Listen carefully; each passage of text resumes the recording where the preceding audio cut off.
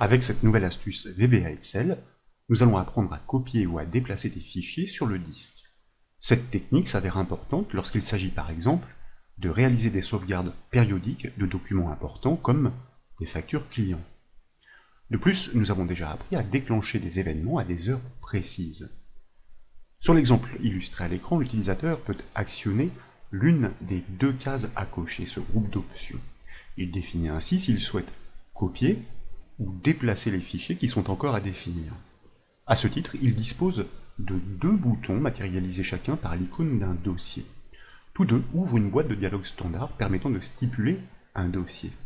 Pour preuve, ici nous cliquons sur le premier, nous désignons quel est le dossier de départ, contenant les fichiers, puis nous validons ce choix par le bouton OK, nous cliquons sur le deuxième bouton pour désigner le dossier de destination, que nous validons là encore, par le bouton OK.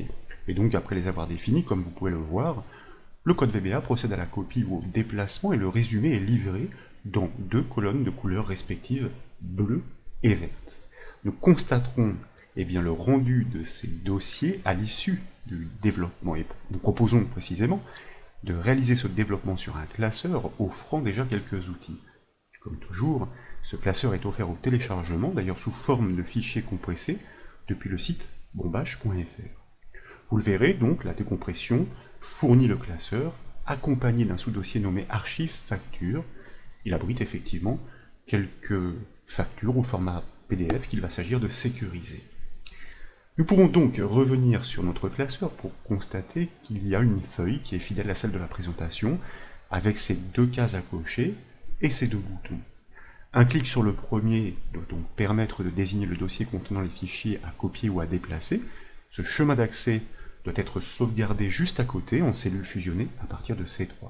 Et un clic sur le second doit permettre de définir le dossier de destination. Et ce nouveau chemin doit être inscrit en cellule fusionnée à partir de C4. Les fichiers de ces dossiers doivent être énumérés en plages respectives C7, C30 et E7, E30. Ces deux boutons sont déjà associés à des procédures et nous proposons de le constater. Pour cela, je vous invite à cliquer avec le bouton droit de la souris sur le premier bouton à l'icône du dossier, en bas du menu contextuel vers le bas, à choisir la commande affecter une macro, et dans la boîte de dialogue qui suit, à cliquer sur le bouton modifier. De la sorte, nous basculons dans l'éditeur VBA Excel entre les bornes de la procédure source. Son code se déclenchera au clic sur ce premier bouton, et à ce titre, vous notez la présence d'une autre procédure, elle se nomme cible, elle est associée au second bouton. Pour ce premier bouton, donc procédure source, étant donné que nous devons être en mesure de désigner un dossier et de manipuler les fichiers qu'il contient, nous avons besoin de déclarer des variables pour manipuler les boîtes de dialogue standard, mais aussi les fichiers du disque. Donc, dans les bornes de cette procédure, nous débutons la déclaration de variables mot-clé dim, en commençant par un objet que je vous propose de nommer boîte, et que nous allons typer comme un file dialog. Sachez que, donc une boîte de dialogue, sachez que cette déclaration est rendue possible car nous avions anticipé et nous avions ajouté la référence à la librairie Microsoft Office 16.0, celle qui permet de piloter entre autres ces boîtes de dialogue. Ensuite, nous aurons besoin de mémoriser le chemin d'accès au dossier désigné par l'utilisateur, donc nous déclarons une variable que nous nommons chemin, que nous typons comme un texte as string. Puis nous allons déclarer, c'est ce que je vous propose, donc trois variables objets au sens large, en commençant par la première que nous nommons objet fichier et que nous typons comme un objet, donc un objet au sens large. Son rôle sera d'instancier la classe permettant de manipuler les fichiers et les dossiers du disque. Et comme il va hériter de propriétés et de méthodes, nous allons les exploiter par le biais d'autres objets, comme la variable le dossier pour pointer sur le dossier à piloter, et enfin, nous aurons besoin de parcourir chaque fichier dans ce dossier, donc nous déclarons une variable que nous nommons chaque fichier, que nous typons elle aussi comme un objet au sens large, as object. Et comme il va être question de suivre linéairement ce processus, dans cette boucle que nous allons construire, nous déclarons une variable de boucle que nous nommons compteur et que nous typons comme un entier court, as byte. Grâce à ces déclarations, nous pouvons désormais initialiser certaines de ces variables, notamment celle qui est destinée à instancier la classe des boîtes de dialogue standard. Tout d'abord, donc, je vous propose d'initialiser la variable compteur sur la ligne 7, c'est-à-dire la première ligne à partir de laquelle nous allons restituer les informations qui sont contenues dans les différents dossiers. Puis, nous pointons sur la feuille active grâce à l'objet ActiveSheet, de manière, car nous codons actuellement dans un module, donc indépendant, pour pouvoir atteindre ces cellules grâce à l'objet range. Et là, nous allons simplement commencer par réinitialiser la plage C7, C30 qui est destinée à recevoir les fichiers étudiés, si d'aventure nous avions réalisé une précédente copie, donc une précédente importation.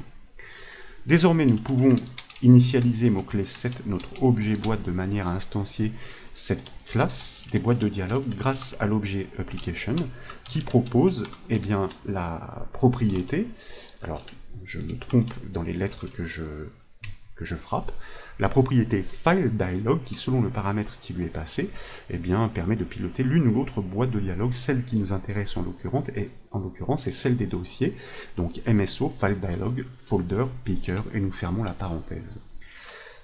Dans l'enchaînement, nous testons si l'utilisateur a bien désigné un dossier, donc nous affichons à l'écran méthode show cette boîte de dialogue, vous voyez la méthode héritée. Dans ces conditions, nous réceptionnons le chemin d'accès à ce dossier dans la variable chemin, grâce donc à notre objet boîte qui désormais propose la collection héritée qui se nomme Selected Items, qui représente l'ensemble des dossiers sélectionnés par l'utilisateur par le biais de cette boîte de dialogue. Nous n'avons pas autorisé la multisélection. Nous savons donc que cet élément se trouve en première position dans la collection, c'est la raison pour laquelle nous passons ce chiffre en paramètre de cette collection. Si un chemin est bien renseigné, car rien n'empêche l'utilisateur de cliquer sur le bouton annuler de la boîte de dialogue, donc si le chemin n'est pas vide, différent de guillemets, à ce moment-là, nous entendons poursuivre le traitement. Et nous allons commencer, voyez-vous, par initialiser notre cellule fusionnée à partir de C3, de manière à y inscrire le chemin d'accès ainsi prélevé, donc avec l'objet cells, sur cette feuille active, 3,3, bon, pour la ligne 3 et pour la colonne C, donc à l'indice 3, propriété value pour affecter son contenu, nous allons y inscrire, comme nous l'avons annoncé, le chemin. Et puis, en cellule qui est située en dessous, voyez-vous, ici nous allons rajouter, donc il s'agit de la cellule C6, l'information juste sur le nom du dossier et non pas sur le chemin complet, histoire que l'application soit parlante.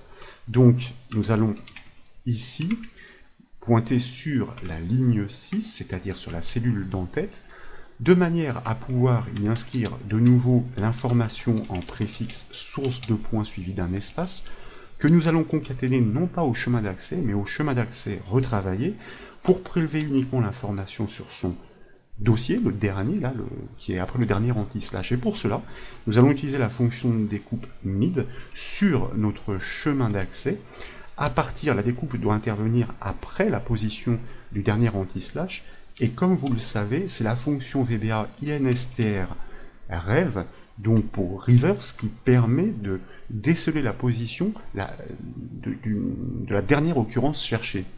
Et donc pour cela, nous la faisons agir de nouveau sur notre variable chemin, pour lui indiquer que nous recherchons la position du dernier anti-slash que nous passons entre guillemets, nous fermons la parenthèse de notre fonction instr-rev de manière à revenir dans les bornes de notre fonction mid, dans l'argument start, et là nous allons ajouter une unité pour que nous soyons placés directement après l'anti-slash et qu'il ne soit pas inclus dans la sélection. Maintenant, il est temps d'instancier la classe permettant de manipuler les fichiers et les dossiers du disque.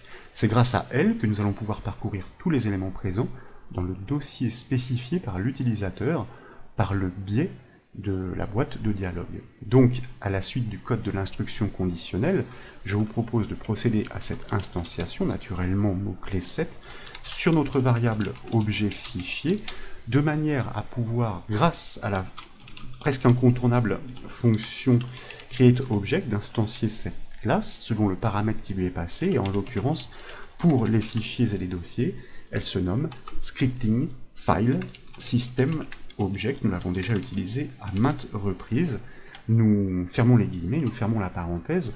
Je me relis très rapidement pour être sûr de ne pas avoir commis de faute de frappe dans les noms. Sinon, bien sûr, cette instanciation ne fonctionnerait pas.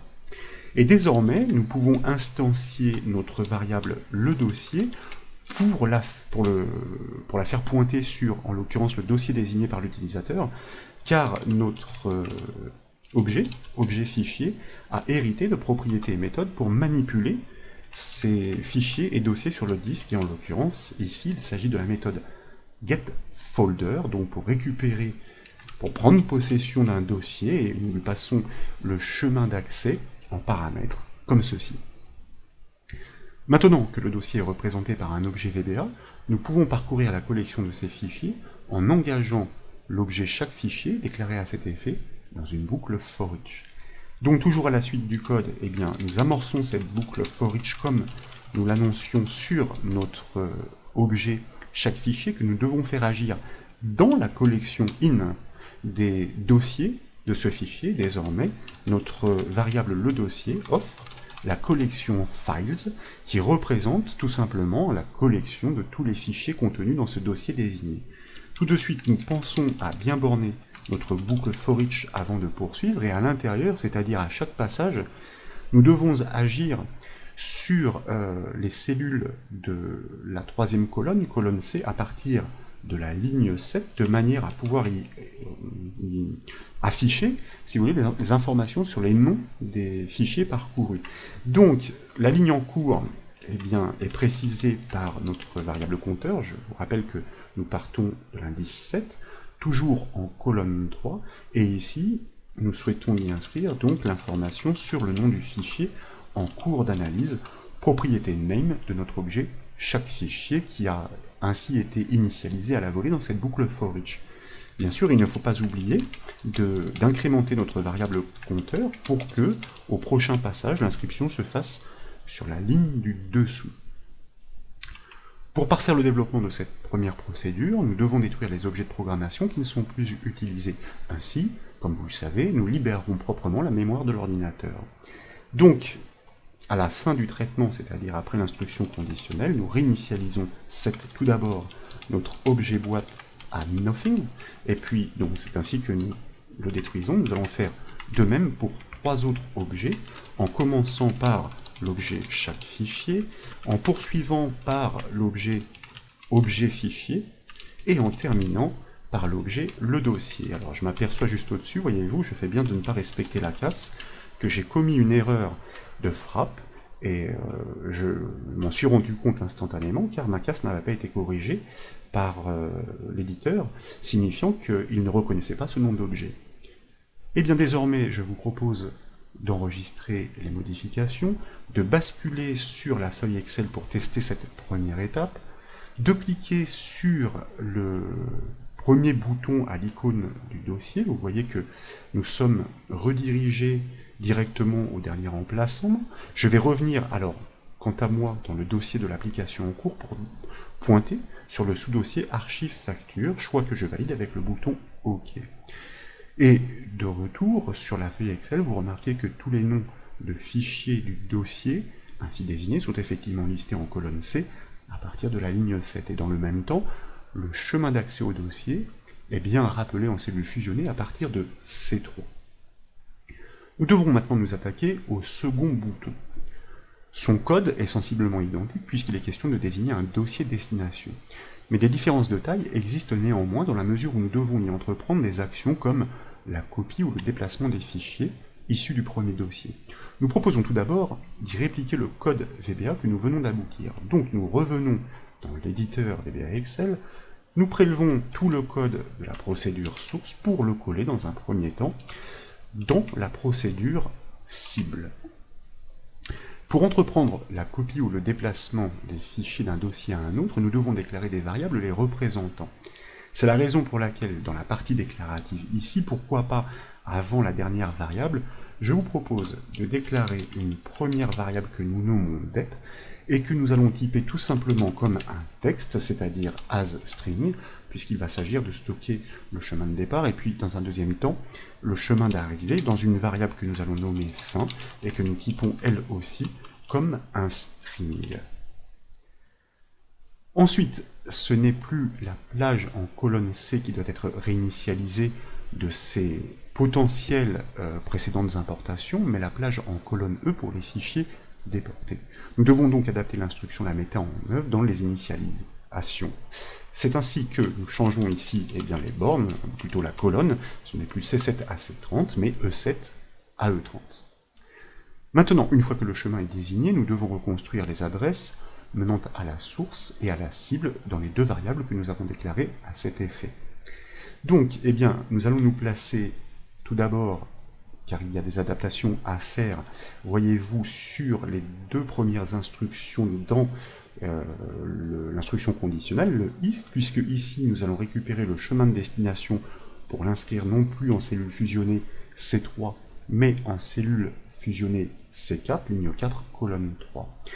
Et puis ensuite, nous souhaitons nous placer toujours à partir de la ligne 6, mais en colonne 5, c'est-à-dire la colonne E, pour rappeler cette information d'en-tête qu'il s'agit de la cible, avec non plus le chemin d'accès, mais uniquement le dossier de ce chemin d'accès, grâce à la construction que nous avons faite tout à l'heure, pour pouvoir extraire après le dernier anti-slash cette information. Et là, il s'agit d'initialiser nos variables fin et dep, pour fin et départ, donc, par rapport, en ce qui concerne la variable fin, au chemin d'accès de destination désigné par l'utilisateur par le biais de cette nouvelle boîte de dialogue standard, c'est-à-dire le chemin, concaténé bien sûr avec un anti-slash pour bien entrer à l'intérieur du dernier sous-dossier défini. Et en ce qui concerne, voyez-vous, notre chemin de départ, celui-ci est mémorisé en cellule fusionnée C3, donc nous pointons dessus, ActiveSheet objet Cells, ligne 3, colonne 3, point value pour récupérer son contenu, information là aussi que nous associons ou que nous complétons avec un anti-slash pour pouvoir entrer dans le dernier sous-dossier.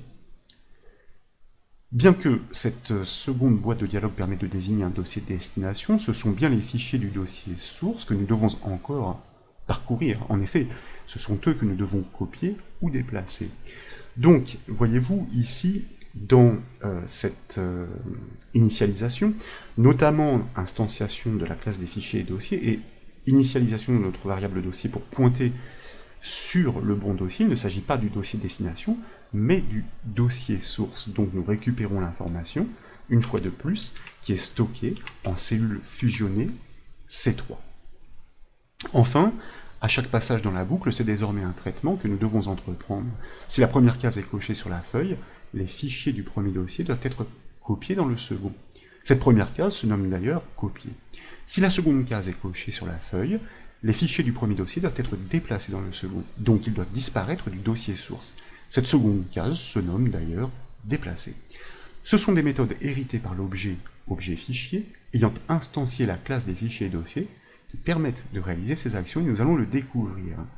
Tout d'abord, donc, nous nous plaçons dans cette boucle for each. Nous pouvons, oui, alors, je vais supprimer, ce sera plus sûr, cette instruction. Nous nous plaçons dans cette boucle for each, et nous allons tout d'abord tester la case qui est cochée.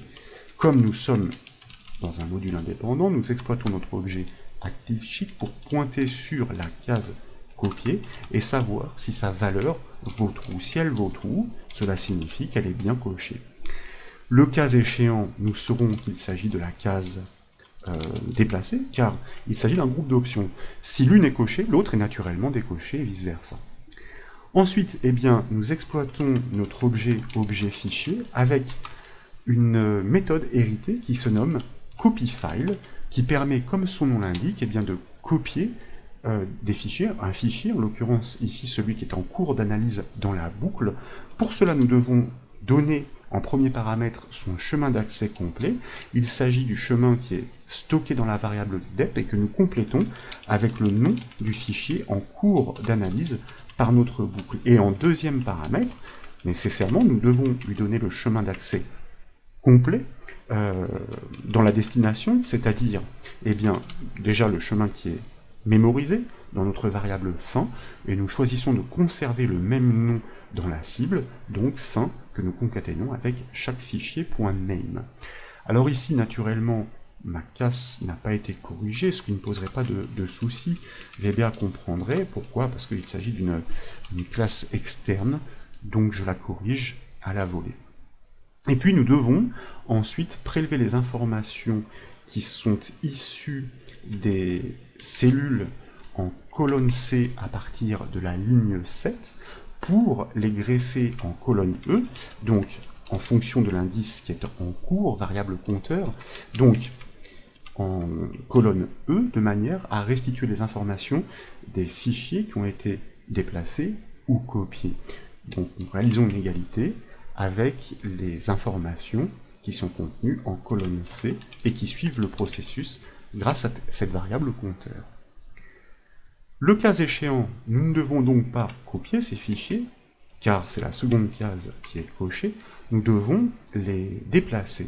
Il ne s'agit plus de la méthode copyFile, mais de la méthode moveFile, qui fonctionne exactement selon le même protocole avec les deux mêmes paramètres, c'est-à-dire l'adresse du fichier cible et l'adresse du fichier de destination.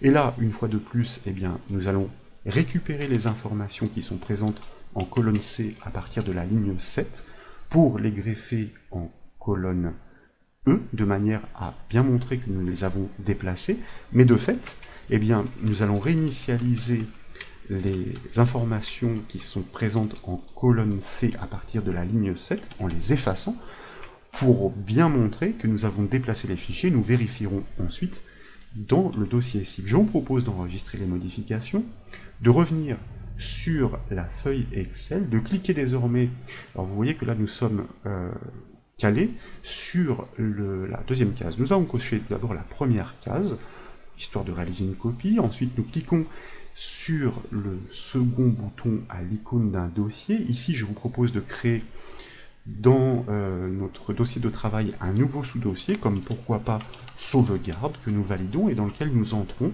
et puis nous le validons avec le bouton OK de la boîte de dialogue. De retour sur la feuille, vous constatez que eh bien, nous avons bien les informations restituées des fichiers qui sont censés avoir été copiés, avec le chemin d'accès complet à ce nouveau dossier. Si nous allons dans notre dossier de travail, nous constatons la présence de ce nouveau dossier, il n'existait pas, et vous voyez bien que nos documents PDF ont bien été copiés et non déplacés, ils sont toujours présents dans le sous-dossier d'origine. Qu'en est-il? Si nous réalisons désormais la même manipulation, mais cette fois en cliquant sur la deuxième case à cocher, de nouveau, nous cliquons sur le deuxième bouton à l'icône d'un dossier, nous allons créer un second sous-dossier, un troisième en l'occurrence ici, que nous validons, dans lequel nous entrons, et puis nous cliquons sur le bouton OK de la boîte de dialogue. Vous voyez que cette fois, le rendu est différent, nous sommes bien dans Save 2, nous avons vraisemblablement bien déplacé tous ces dossiers, puisqu'ils ne sont plus présents dans la grille d'origine. Qu'en est-il? En réalité, sont-ils présents dans le sous-dossier Save 2? C'est un fait. Sont-ils toujours présents dans Archive Facture? Vous voyez qu'ils ont disparu. Ils ont donc été déplacés. Voilà donc pour ce nouveau développement VBA Excel consistant à copier ou déplacer des fichiers d'un dossier à un autre. J'espère qu'il vous a plu. Si c'est le cas, comme toujours, je compte sur vous pour mettre un petit j'aime à la vidéo, et comme vous le savez, vous pouvez retrouver toutes les astuces et toutes les formations sur le site bombache.fr. Je vous remercie.